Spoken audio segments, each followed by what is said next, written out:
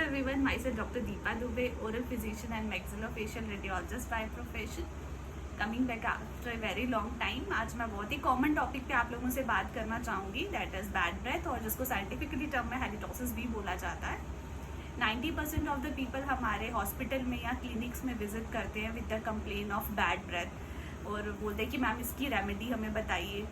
तो मैं ये आप सबके साथ ये टॉपिक शेयर करना चाहूँगी. सबसे पहले तो बैड ब्रेथ के कारण क्या है, then we come back to the remedies.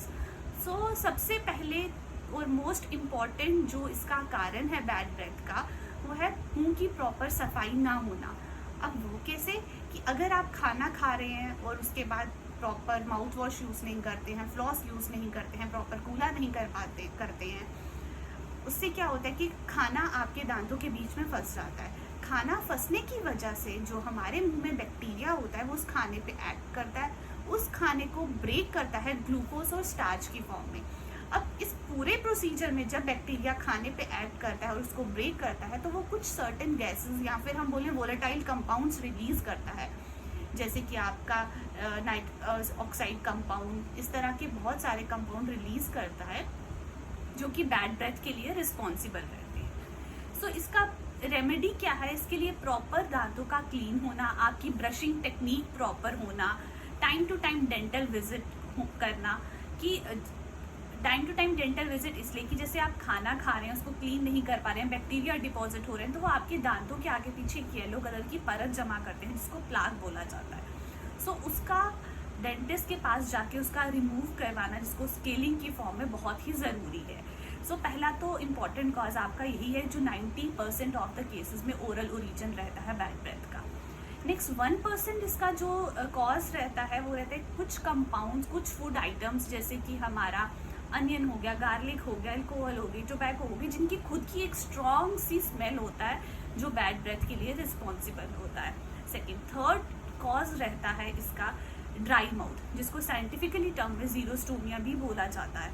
अब ड्राई माउथ कैसे, आपने देखा होगा कि जब हम लोग सुबह उठते हैं तो हमारे मुंह से एक बहुत ही बैड ऑडर आती है, दैट इज बैड ब्रेथ आता है. ये बहुत कॉमन है. इसमें ये अब क्यों होता है, क्योंकि जब हम रात को सोते हैं, रात के टाइम में हमारे मुंह में सलाइवा की प्रोडक्शन बहुत कम होती है. उससे क्या होता है, सलाइवा ही बेसिकली हमारे बैक्टीरिया को न्यूट्रलाइज करता है.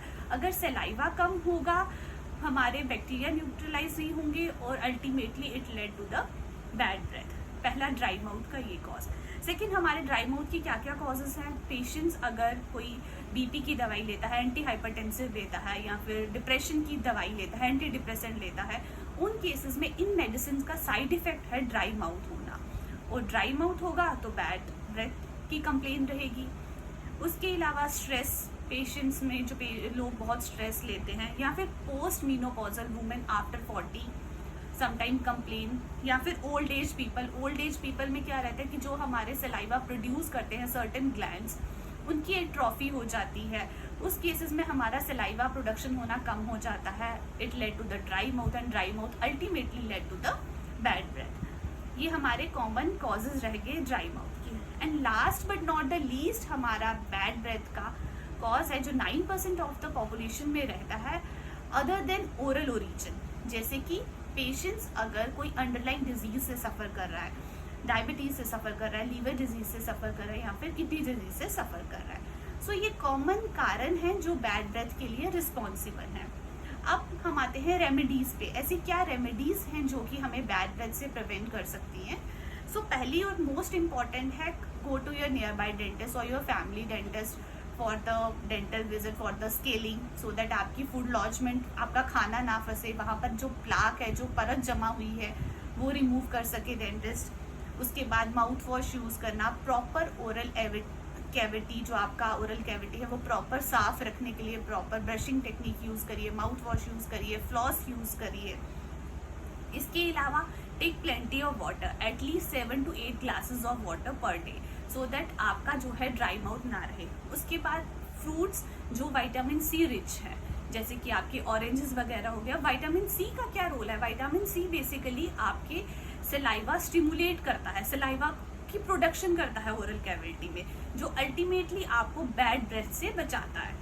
और या फिर अगर कोई अंडरलाइन डिजीज़ है तो जब तक बेसिकली हम कारण को रिमूव ना करेंगे हमारी बैड ब्रेथ रिमूव नहीं होगी। अगर कोई patient kidney disease, liver disease या फिर डायबिटीज़ से सफ़र कर रहा है तो पहले तो उसको रिमूव करिए, go to your nearby physician for that, और अल्टीमेटली अगर वो कंट्रोल हो जाएगा तो आपका बैड ब्रेथ भी कंट्रोल हो जाएगा। So these are the common remedies जो हमें बैड ब्रेथ से प्रिवेंट करती हैं, या बैड ब्रेथ की common remedies. So I hope you like this video. If you like this video, kindly share with others, and thank you so much.